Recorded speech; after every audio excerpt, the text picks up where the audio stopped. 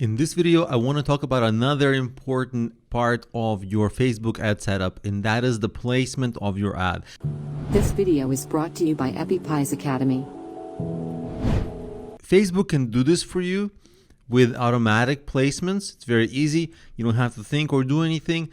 That's what they recommend, and for many cases, it's fine. But I would argue that you should do the edit placements and do this manually. If you are starting out, you might want to let Facebook do it for you, but there are some things you want to think about when you add your placements. For example, the devices. So you have the option of mobile versus desktop. Now, many people, they think mobile is all the rage right now. Mobile is so popular, mobile is growing. Those things are really true.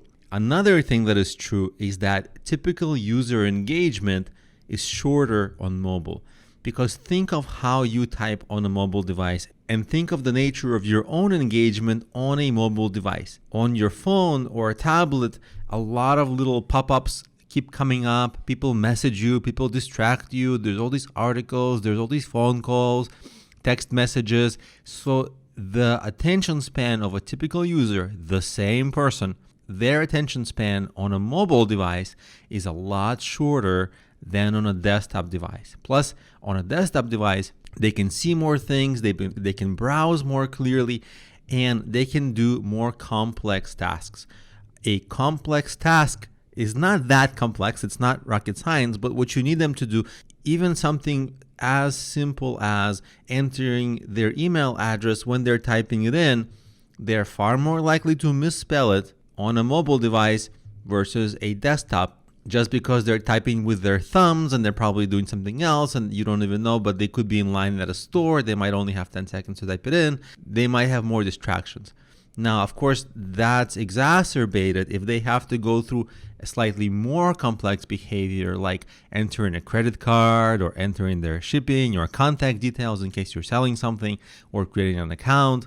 Then they have to do a lot more things, and it's going to take like a minute or two on their mobile device, and usually that's far longer than an average session length. So you might lose them because for no other reason, because they're on mobile. So their engagement actually is stronger on desktops. They can see more, they can type better, and they have fewer distractions. So desktop is immediately one of the things that you want to consider the device. So I would actually take away the mobile, and I like desktop. Now, the platforms, for example, that just took away the Facebook Messenger and Instagram. So if you want to promote Instagram, you don't want to take the mobile away. But if you're selling something, maybe on a different ad, you want to play around with selling on Instagram, but generally you want to play around with Facebook and Audience Network. And you might even want to take away the Audience Network as well. Now in Facebook, you want to appear right in people's faces, right in their feed. That's where people see the ads. So Facebook news feed, that's a good place. On the right column, you get very little engagement. People very seldom browse there. But that might not be bad, because since nobody browses there, like I don't really look on the right side of my Facebook. If I do and I notice something that really grabs my attention, that means I'm a more likely candidate. I've taken some interest.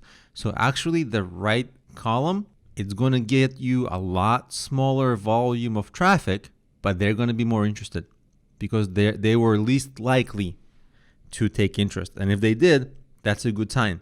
If you have a video, in-stream options become available, and you see a lot of other options are no longer available for advertising, but that's fine because you can control your ads. You know exactly where they're going to be placed, because otherwise you had no idea. Is your ad, you're spending money, clicks, but you had no idea. Is it something that shows up in Instagram, or does it show up on Facebook, on a mobile device, on a desktop?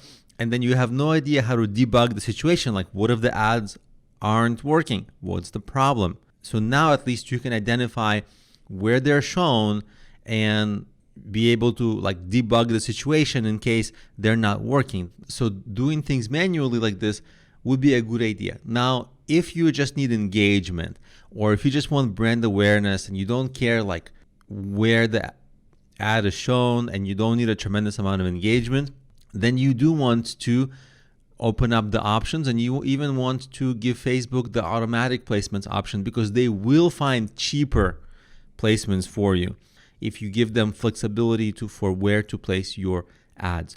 So that's a decision. If you have some complex behavior you're going after and you want super engaged users, you might want to experiment with desktop. If you want a wider reach for, and cheaper cost per engagement, then you want automatic, then I think it's safe to choose the automatic placements.